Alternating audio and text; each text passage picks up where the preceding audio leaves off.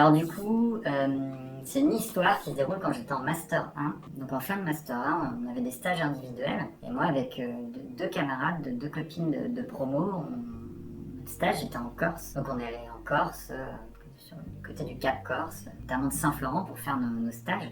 Donc c'est un coin plutôt chouette, on n'y avait jamais été, c'est très joli, et puis niveau géologie, il y a pas mal de choses à voir. Et moi, mon objectif, c'était de regarder un bassin sédimentaire qui s'appelle le bassin de Saint-Florent, un bassin qui a une dizaine, quinzaine de millions d'années. En fait, on le voit très bien dans le paysage, en plus, c'est assez joli, c'est d'anciens dépôts de marais. On voit mortes eaux, vives eaux, c'est quelque chose qu'on peut voir dans le sédiment, mais qui n'est pas très courant. Et en fait, sauf que ce bassin, il se retrouve aujourd'hui en altitude, il est plus dans la mer. Et on ne sait pas trop à quel moment, les modalités de comment il s'est retrouvé là et comment il a été déformé. Et un des moyens de regarder ça, c'est de regarder les failles qui peuvent décaler et faire cette déformation.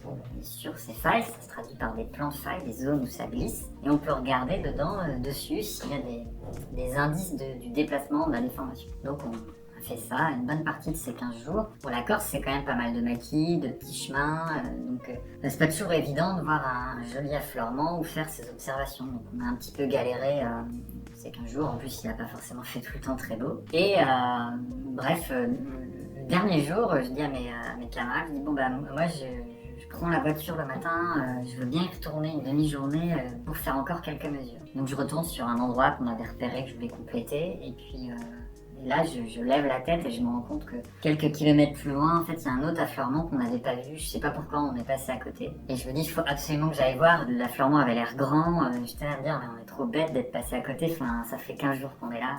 Et donc, je trace tout droit. Je me dis, je suis le chemin. Enfin, je vais y arriver, quoi. Et là, j'arrive à un champ. Et dans ce champ, il y a un taureau qui a pas l'air commode. Le champ a pas l'air très grand. Puis il est juste devant la barrière. Et là, j'ai le fameux dilemme, parce que je suis quelqu'un de très peureux en fait à la base. Et je regarde ma carte et je me dis, bon, je peux y aller, mais faire un détour, mais ça va me prendre 3 heures en fait, le temps de descendre, remonter de l'autre côté.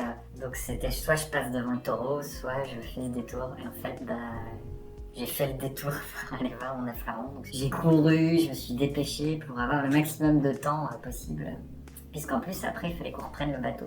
Et donc, je suis arrivée sur cet affleurement qui était effectivement très joli. Donc, j'ai fait le plus de mesures possible, le plus vite possible, en me disant c'est trop bête d'être passé à côté, un peu frustrée, quoi.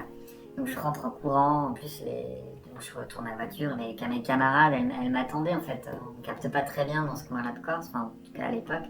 Et donc, du coup, elles commençaient à s'inquiéter parce qu'il fallait qu'on aille prendre le bateau pour retourner sur le continent. Donc voilà, mais j'ai quand même eu ces mesures qui étaient intéressantes pour l'étude. Voilà. C'est un peu le côté, des fois, jusqu'au boutiste.